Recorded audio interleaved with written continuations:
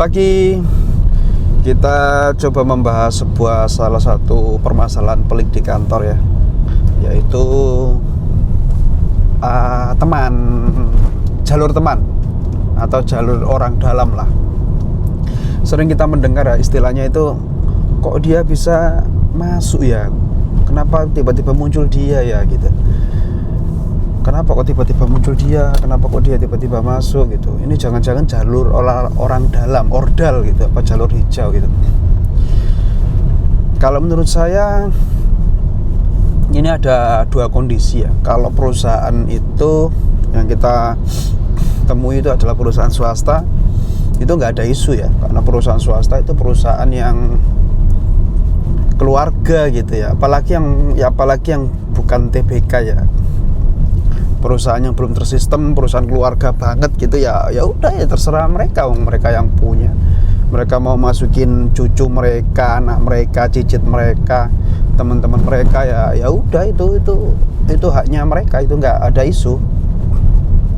Yang ada isu adalah ketika perusahaan itu adalah perusahaan terbuka yang sudah tersistem, sistemnya sudah ada, harus ada tes dan lain-lain, nggak ada orang dalam gitu. Terlebih BUMN atau pemerintahan atau yang berbau-bau pemerintah lah. Kalau itu ya mestinya nggak setuju ya. Apalagi kalau perekrutan terbuka gitu. Kecuali kalau perekrutan khusus ya, misalnya untuk experience gitu. Kecuali orang itu orang experience yang memang ya kebetulan aja dia expert di situ, dipercaya di situ, dan ya udah memang urgennya ngambil orang itu, ya itu nggak ada isu. Tapi kalau tiba-tiba muncul orang ini habis pimpinannya ganti di pemerintahan ya, pimpinannya ganti ini kok tiba-tiba muncul anak ini gitu, tiba-tiba muncul orang ini, ternyata orang ini temennya gitu, atau saudaranya gitu, atau ponakannya atau adiknya gitu. Itu yang lucu sih. Mungkin teman-teman yang kerja di pemerintahan atau yang berbau-bau negeri mungkin bisa komen ya atau merasakan hal yang sama. Kok tiba-tiba ada nih orang ini, tiba-tiba muncul nih orang ini gitu. Ya ini berawal dari keresahan aja sih. Kalau orang itu memang dibutuhkan, ya udahlah kita maklumi lah gitu. Atau orang itu memang layak gitu ya, udah maklumi ya. Ini yang paling menjengkelkan itu sudah sebenarnya nggak dibutuhkan, skill nggak layak, tapi tetap aja dikasih tempat gitu, yang mestinya nggak perlu ada gitu. Ya, ini susah sih kalau ada pemimpin jalur apa ya, kasarnya itu jalur politik atau jalur ya balas budi lah. Takutnya nih ya, ini nggak menuduh ya, takutnya misalnya di negara A gitu kan, pimpinannya itu berpolitik dan berhutang budi pada si B gitu. Akhirnya ketika jadi ya udah nempetin orang. Kayaknya nggak cuma di jalur perusahaan, jadi jalur pemerintahan itu juga kayak gitu. Tapi ini pemerintahan sana ya, di planet sana ya. Perusahaannya juga perusahaan di planet sana gitu. Bukan di negara kita atau di perusahaan kita gitu. Cuman ya perlu ini aja, perlu saya ungkapkan nih keresahan ini gitu, karena ya lucu aja gitu. Karena kalau balas budi ya efeknya kayak gitu ya, dia cuma mementingkan golongan gitu, nggak mementingkan apa itu namanya, perusahaan atau negara. Itu bullshit kalau ngomong ini untuk kepentingan bersama. Nggak ada pak, adanya itu untuk kepentingan kelompok. Toh mereka juga 5 tahunan itu memikirkan ini, nggak ada. Semua itu memikirkan ya untuk image pribadinya. Mungkin ada yang nggak setuju nih jika kesinggung, tapi ya sudah, kita mikir aja. Coba teman-teman mikir gitu, berkaca sendiri. 5 tahun mau memikirkan ini, mau memikirkan orang lain, kayaknya sih enggak sih.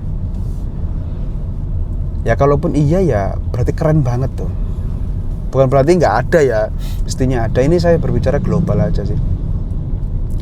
Cuman mau mengingatkan juga kan, karena setiap kita adalah pemimpin ya.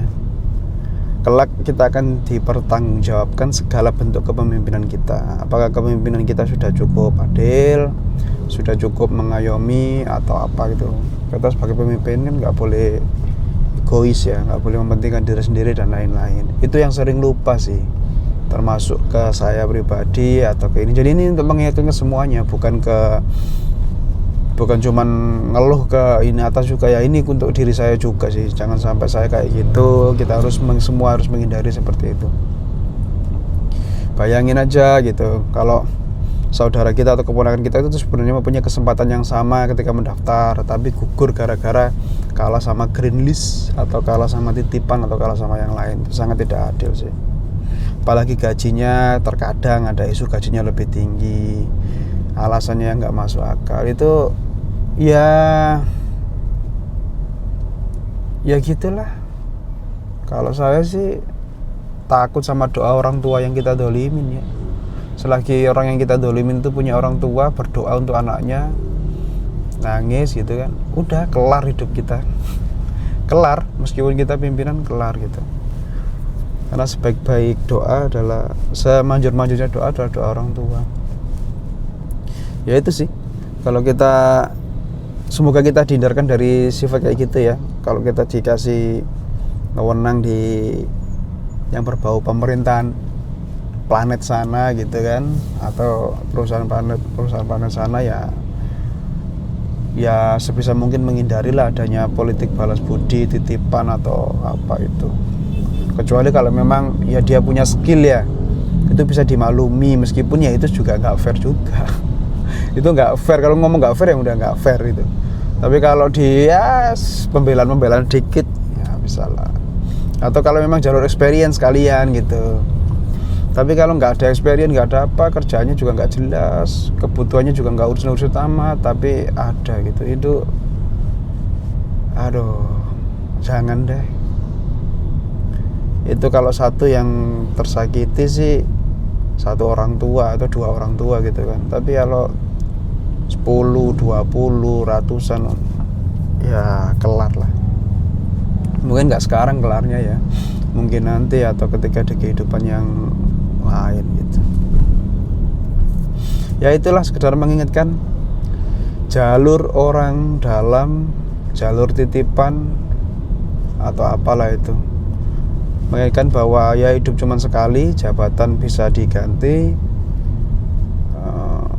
jangan suka menyakiti.